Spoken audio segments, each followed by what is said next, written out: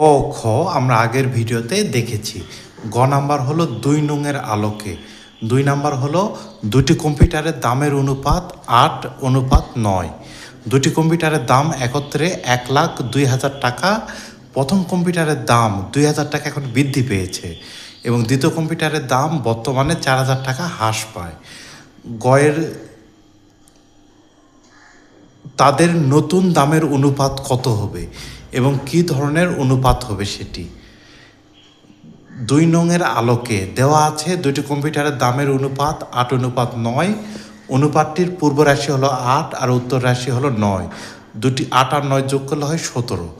অতএব প্রথম কম্পিউটারের দাম ১,০২,০০০ এর প্রথম রাশি হলো ৮ ভাগ ১৭।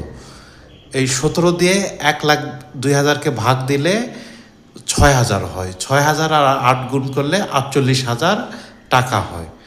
এবং দ্বিতীয় কম্পিউটারের দাম ১,০২,০০০ এর ৯ ভাগ ১৭। ১৭ দিয়ে ১,০২,০০০-কে ভাগ করলে ৬,০০০ হয়। ৬,০০০-কে ৯ দিয়ে গুণ করলে ৫৪,০০০ টাকা হয়। অতএব প্রথম কম্পিউটারের দাম বৃদ্ধি পায় ২,০০০ টাকা। প্রথম কম্পিউটারের বর্তমান আগের দাম ছিল ৪৮,০০০ টাকা, বর্তমান দাম হবে ৪৮,০০০ যোগ ২,০০০ ৫০,০০০ টাকা। দ্বিতীয় কম্পিউটারের বর্তমানে আগের দামের থেকে ৪,০০০ টাকা হ্রাস পায়। আগের দাম ছিল ৫৪,০০০ টাকা।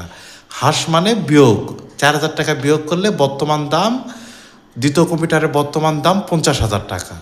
তাহলে প্রথম কম্পিউটার ও দ্বিতীয় কম্পিউটারের দামের অনুপাত, দুটি কম্পিউটার বর্তমানে ৫০,০০০ টাকায় পাওয়া যাচ্ছে। উভয় রাশিকে যদি ৫০,০০০ দিয়ে ভাগ করা যায় তাহলে ১:১ হচ্ছে, যা একটি একক অনুপাত।